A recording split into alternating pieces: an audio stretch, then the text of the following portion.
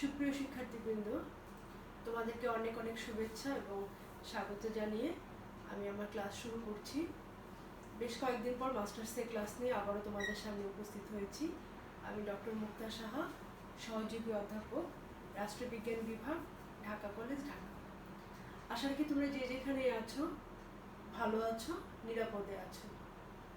প্রায় বছর হতে চলছে আর কি, আর কয়েক মাস পরেই 1 বছর হয়ে যাবে যে আমরা একটা কঠিন অবস্থার মধ্য দিয়ে যাচ্ছি। শুধু আমরা না, সমগ্র বিশ্ববাসী একটা ছোট্ট ভাইরাসের কাছে মানে ধরাশায়ী। তো আমরা আশা রাখি, মানুষ আশাবাদী, আমরা অনেক সংগ্রাম, ত্যাগ, তিতিক্ষার মধ্য দিয়ে আমরা আজকের অবস্থানে এসে দাঁড়িয়েছি। আমরা খুব শীঘ্রই স্বাভাবিক জীবনে ফিরে আসব, এই প্রত্যাশা রেখে আমার আজকের ক্লাস আমি শুরু করছি। মাস্টার্সে তোমরা খুব ভালো করেই জানো যে আমি যে পেপারটা পড়াই সেটা হলো বাংলাদেশের রাজনীতি, অথবা ইংরেজিতে যদি বলি বাংলাদেশ পলিটিক্স।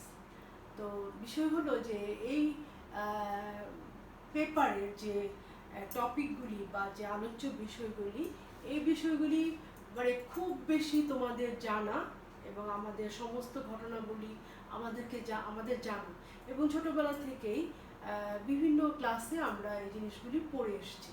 এই মনে করো 3-4 থেকে একটু একটু একটু করে পড়ে এসে মাস্টার্সে এসেও আমরা এই মানে বিষয়গুলি তোমাদেরকে পড়তে হচ্ছে। কিন্তু আমি যে বিষয়টা তোমাদেরকে বারবার মনে করিয়ে দিই এবং সচেতন করি যে একটা 7-8-এর যে একটা একই বিষয়ের যে উপাত্ত দিয়ে তোমরা উপস্থাপন করবে, সেটা নিশ্চয়ই মাস্টার্সের ক্ষেত্রে প্রযোজ্য হবে না। বিষয়বস্তু এক থাকবে, মনে করো 52 ভাষা আন্দোলন, 54 যুক্তফ্রন্ট নির্বাচন, বা আজকে আমি যে 6 দফা কর্মসূচি তোমাদের সঙ্গে আলোচনা করব। তো এটার মূল বিষয় তো পরিবর্তনের কোনো সুযোগ নেই, কারণ এটা যা ঘটেছিল সেই ইতিহাসটাই আমাদেরকে জানতে হবে। তবে আমরা ছোটবেলায় গল্পের মতো করে সহজ করে যে জিনিসগুলি জেনেছি সেটা ওই সময়ের উপযোগী করে, কিন্তু এখন মাস্টার্সের উপযোগী করে তোমরা যখন বিষয়গুলিকে লিখতে যাবে, আমাদের প্রত্যাশা থাকবে তোমরা এই বিষয়গুলিকে অনেক বেশি জেনে, অনেক বেশি বুঝে, অনেক বেশি উপাত্ত দিয়ে এমন করে উপস্থাপন করবে যে তোমাদের মানে লেখার মধ্য দিয়ে আমরা অনেক মানে কি হব, আমরা অনেক সমৃদ্ধ হব এবং আমরা বুঝবো যে তোমরা পড়াশোনা করেছো। এটা মাস্টার্সে তোমাদের মনে করো যে পড়াশোনার মানে শেষ পর্যায়ে তোমরা এখন আছো, এবং এই জিনিসগুলি তোমরা এরপরেই তোমরা একটা চাকরির পরীক্ষা অবতীর্ণ হবে, তোমরা চাকরিও পাবে এবং বিভিন্ন জায়গায় ছড়িয়ে পড়বে। সব কিছু মিলিয়ে যদি আমাদের দেশের প্রতি, আমাদের মাতৃভূমির প্রতি আমাদের দায়িত্ববোধটা যদি জাগ্রত না থাকে, আমরা যদি আমাদের দেশটাকে যে দেশের যে সঠিক ইতিহাস, দেশের যে ঐতিহ্য, এই বিষয়গুলিকে আমরা যদি ভেতরে ধারণ করতে না পারি, ভেতরে লালন করতে না পারি, তাহলে কিন্তু আমাদের দেশপ্রেমটা সেইভাবে মানে আমরা মানে প্রকাশ করতে পারবো না, প্রকাশিত হবে না।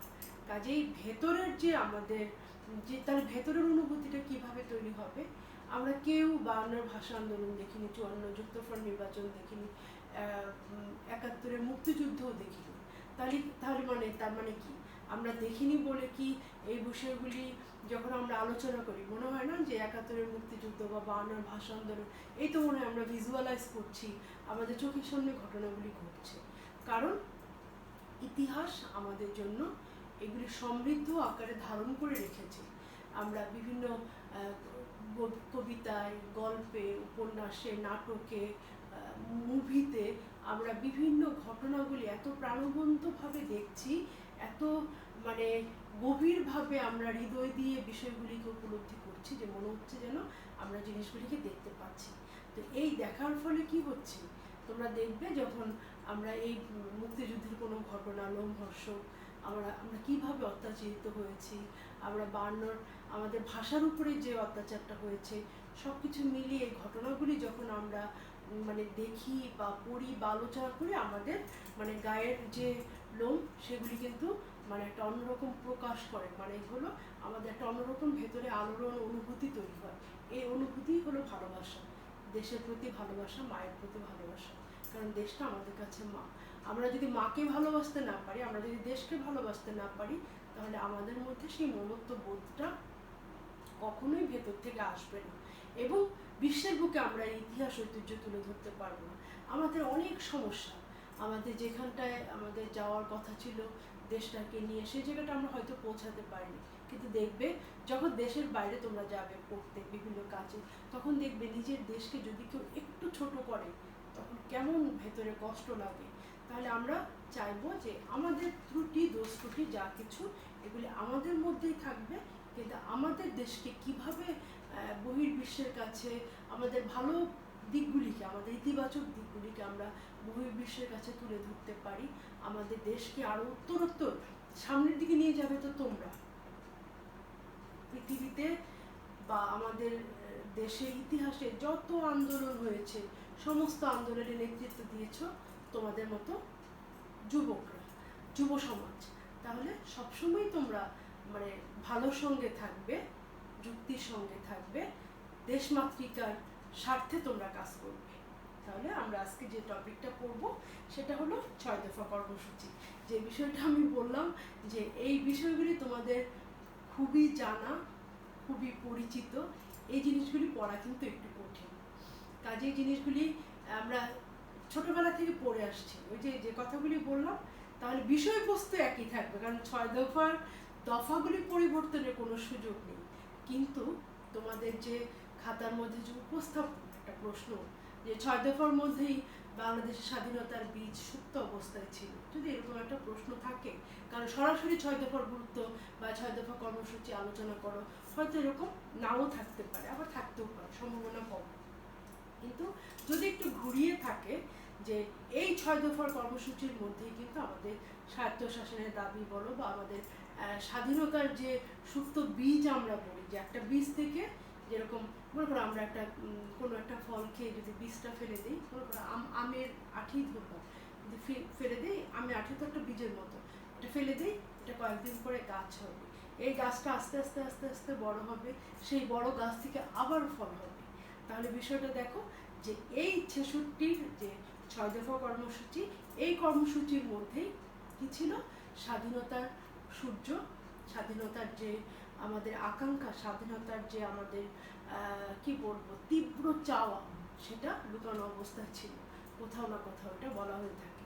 তাহলে আমরা 6 দফাগুলি আমরা সবাই জানি, তারপরে আমরা একটু জিনিসগুলি একবার একটু মনে করে নেওয়া, ঝালাই করে নেওয়া। সেটা হলো 6 দফার পটভূমিটা যদি আমরা আলোচনা করি, তাহলে দেখবো যে পাকিস্তান রাষ্ট্র সৃষ্টি হয়েছিল লাহোর প্রস্তাবের ভিত্তিতে। তোমরা জানো 1940-এর লাহোর প্রস্তাব সম্পর্কে, যে এই লাহোর প্রস্তাবের ভিত্তিতে পাকিস্তান রাষ্ট্রের সৃষ্টি হয়েছিল। লাহোর প্রস্তাবে প্রাদেশিক স্বায়ত্তশাসনের কথা বলা হয়েছিল, কিন্তু পাকিস্তানে প্রাদেশিক স্বায়ত্তশাসন প্রতিষ্ঠিত হয়নি, বরং 1947 সালে পাকিস্তান সৃষ্টির পর থেকেই পূর্ব পাকিস্তান বঞ্চিত অবস্থায়, মানে একটা অবস্থানে চলে যায়। পশ্চিম পাকিস্তানিরা সব ধরনের সুযোগ সুবিধা তারা নিজেরা ভোগ করে, এবং পূর্ব পাকিস্তানিদেরকে কোণঠাসা করে, মানে তাদেরকে দয়া করে বিভিন্ন কিছু করছে, এরকম একটা কোণঠাসা অবস্থায় পূর্ব পাকিস্তানিদের অবস্থানটা চলে আসে। পূর্ব পাকিস্তান ধীরে ধীরে পশ্চিম পাকিস্তানে শিল্পপতি ও ব্যবসায়ীদের জন্য কাঁচামাল সরবরাহের একটা উপকরণ হিসেবে, যোগানদাতা হিসেবে কলোনি বা উপনিবেশে পরিণত হয়। তার মানে কি, পশ্চিম পাকিস্তানিদের এমনই একটা অবস্থায় পূর্ব পাকিস্তানিদেরকে করে ফেলে যে তাদেরকে যে শিল্প কারখানার যে কাঁচামাল যোগানদাতা, এটাই মনে হয় যে পূর্ব পাকিস্তানের যারা অধিবাসী তাদের একমাত্র কাজ। তো এসব শিল্প কারখানা থেকে যে লভ্যাংশ ও পুঁজি পশ্চিম পাকিস্তানে তারা পাচার করতেন। লাহোর 1965 সালে পাক ভারত যখন যুদ্ধ হয়, পূর্ব পাকিস্তান সম্পূর্ণ অরক্ষিত হয়ে পড়ে। 1965 সালে আমরা জানি পাকিস্তান এবং ভারতের মধ্যে যে যুদ্ধ হয়েছিল, সেই যুদ্ধে পূর্ব পাকিস্তান অরক্ষিত হয়ে পড়ে, মানে নিরাপত্তাহীনতায় ভুগতে থাকে।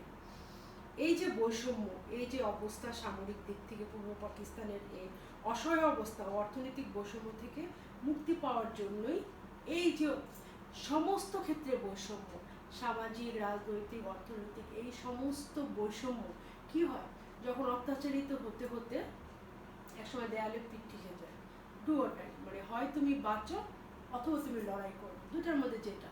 তো যখন এরকম একটা অবস্থায় পূর্ব পাকিস্তানে এটা চলে গেল, তখন তারা সিদ্ধান্ত নিল যে এইভাবে আর চলতে পারে না, কাজে আমাদেরকে একটা কিছু করতে হবে। সেই মানে আকাঙ্ক্ষা থেকেই, সেই জেদ থেকে, সেই রাগ থেকে, সেই তেজ থেকেই বলতে পারো যে 6 দফা কর্মসূচি। এই 6 দফার মধ্যে পূর্ব পাকিস্তানিদের সমস্ত যত চাওয়া, যত আকাঙ্ক্ষা, সবকিছু দাবি সম্বলিত অবস্থায় এই 6 দফাটা পেশ করা হয়। 1966 সালে 5-6 ফেব্রুয়ারি লাহোরে অনুষ্ঠিত বিরোধী দলগুলোর সম্মেলনে জাতির জনক বঙ্গবন্ধু শেখ মুজিবুর রহমান ঐতিহাসিক 6 দফা কর্মসূচি পেশ করেন। 1966 সালের 5 এবং 6 ফেব্রুয়ারি লাহোরে অনুষ্ঠিত বিরোধী দলগুলোর সম্মেলনে জাতির জনক এই 6 দফা কর্মসূচি পেশ করেন। এরপর তিনি তা দেশবাসীর সামনে তুলে ধরেন এবং জনমত সৃষ্টি করতে সচেষ্ট হন। জনমত সৃষ্টি করতে সচেষ্ট হন কারণ জনগণের ভেতরের দাবি নিয়েই তো, প্রত্যেকের ভেতরের দাবি যখন এক হয়ে যায় এবং সেই দাবিগুলি নিয়ে যখন প্রস্তাবটা পেশ করা হলো 6 দফা, তখন প্রথমে জায়গা মতো পেশ করে তারপরে যখন জনগণের সামনে তুলে ধরা হলো, জনগণ তো মহা খুশি যে আমাদের ভেতরে এই দাবিগুলি তো দীর্ঘদিন ধরে আমরা পুষে রেখেছিলাম। তখন একটা জনমত তৈরি হলো, সবার মত এক হয়ে গেল, জনগণের মতকে রুখবে কে। এই কর্মসূচিকে তিনি পাকিস্তানের বাঁচার দাবি, মানে পূর্ব পাকিস্তানিদের বাঁচার দাবি বলে তিনি অভিহিত করেন। 6 দফা কর্মসূচি দ্রুত বাঙালি জনগণ কর্তৃক সমাদৃত হয়। তাহলে আমরা দেখব এই 6 দফা কর্মসূচির মধ্যে কি কি ছিল।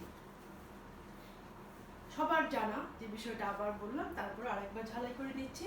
1940 সালে লাহোর প্রস্তাবের ভিত্তিতে সংবিধান রচনা করতে হবে, পাকিস্তানে সত্যিকারের যুক্তরাষ্ট্রীয় শাসন এবং সরকার হবে সংসদীয় পদ্ধতি। পাকিস্তানের যুক্তরাষ্ট্রীয় শাসন হবে এবং সরকার হবে সংসদীয় পদ্ধতি। সংসদীয় পদ্ধতি বলতে আমরা কি বুঝি, যে এখানে জনগণের ম্যান্ডেট নিয়ে যে সরকার গঠিত হবে সেটাই হয়, মানে বর্তমানে আমাদের সংসদীয় সরকার বা মন্ত্রিপরিষদ শাসিত সরকার ব্যবস্থা যে চলছে, এটাই ছিল তখনকার দাবি। যুক্তরাষ্ট্রীয় সরকারের হাতে থাকবে দেশ রক্ষা ও পররাষ্ট্র বিষয়ক যে ক্ষমতা, যুক্তরাষ্ট্রীয় সরকারের হাতে থাকবে দেশ রক্ষা এবং পররাষ্ট্র বিষয়ক ক্ষমতা, বাকি সকল বিষয় থাকবে প্রদেশ বা অঙ্গরাজ্যের হাতে। মুদ্রা ব্যবস্থাটা কি হবে, হয় 2 রাজ্যের জন্য একই মুদ্রা হবে, অথবা মানে আলাদা আলাদা মুদ্রা হবে। এটা এই যে এইভাবে লেখা হয়েছে যে যুক্তরাষ্ট্রীয় সরকারের হাতে থাকবে, দেশের 2 অঞ্চলের জন্য 2টি পৃথক অথচ বিনিময়যোগ্য মুদ্রা থাকবে, অথবা দেশের 2 অঞ্চলের জন্য একই মুদ্রা থাকবে। এক্ষেত্রে এমন ব্যবস্থা রাখতে হবে যাতে এক অঞ্চলের মুদ্রা ও মূলধন অন্য অঞ্চলে পাচার হতে না পারে।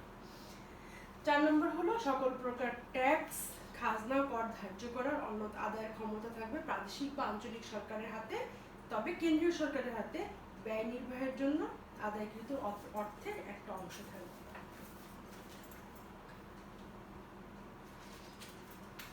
বৈদেশিক মুদ্রার উপর প্রদেশ বা অঙ্গরাজ্যগুলোর পূর্ণ নিয়ন্ত্রণ থাকবে। বৈদেশিক মুদ্রার উপর প্রদেশগুলোর, মানে প্রদেশগুলি যাতে কোনো ধরনের আর কোনো ধরনের কোনো বিভেদের, অত্যাচারের, অনাচারের শিকার না হয়, সেজন্য সমস্ত সুযোগ সুবিধাগুলি আমাদের এই 6 দফার মধ্যে পেশ করা হয়েছে।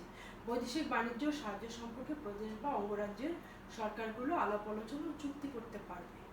সর্বশেষ যেটা 6 নম্বর, সেটা হলো আঞ্চলিক সংহতি ও জাতীয় নিরাপত্তা রক্ষার কার্যকর ব্যবস্থা হিসেবে প্রদেশ বা অঙ্গরাজ্যগুলো আধা সামরিক বাহিনী বা মিলিশিয়া গঠন করতে পারবে, রাখতে পারবে। আঞ্চলিক সংহতি, মনে করো জাতীয় নিরাপত্তা, যখন মানে আমরা তো সব দিক থেকে বঞ্চিত হচ্ছিলাম, আমাদের জাতীয় নিরাপত্তা যদি কখনো হুমকির সম্মুখীন হয়, তখন কি করতে পারবে, নিরাপত্তা রক্ষা করার জন্য প্রদেশ বা অঙ্গগুলোর আধা সামরিক বাহিনী অথবা মিলিশিয়া গঠন করতে পারবে। এই ছিল মোটামুটি 6 দফার 6টি দফা।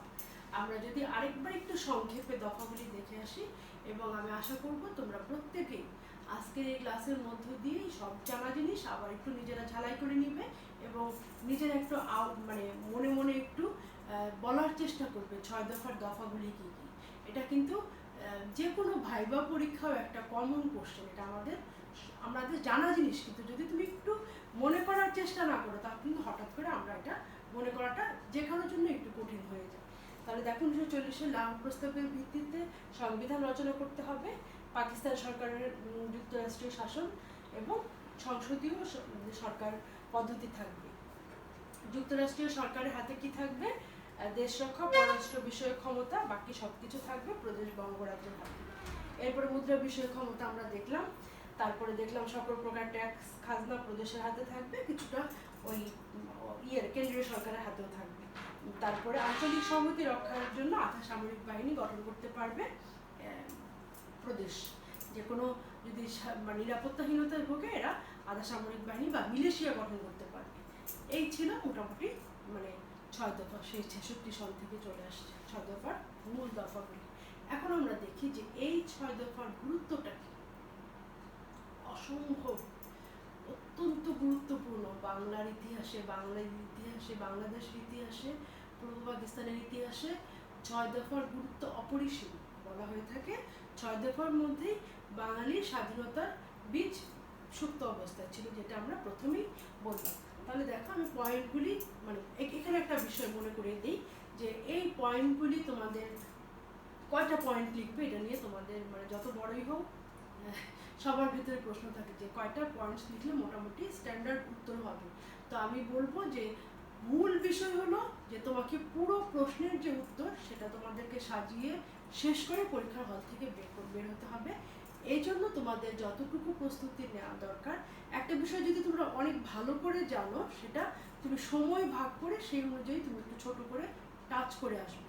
কিন্তু এই একটা 6 দফার গুরুত্ব যদি লিখতে গিয়ে তুমি 20টা পয়েন্টস লিখতে যাও, আরেকটা যদি ছেড়ে দিয়ে আসতে হয় সেক্ষেত্রে কিন্তু তোমার অনেক ক্ষতি হয়ে যাবে।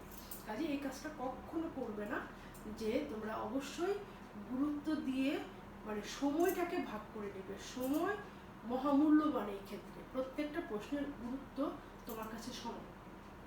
একটা প্রশ্নে একটু নম্বর বেশি পেতে গিয়ে আরেকটা যদি টাচ করতে না পারো তাহলে তো অনেক ক্ষতি হয়ে যাবে।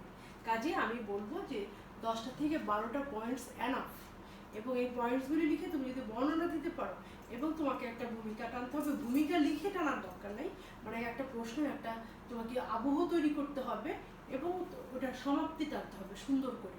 এই ভূমিকা, উপক্রমণিকা এগুলি লেখার কোনো প্রয়োজন নেই।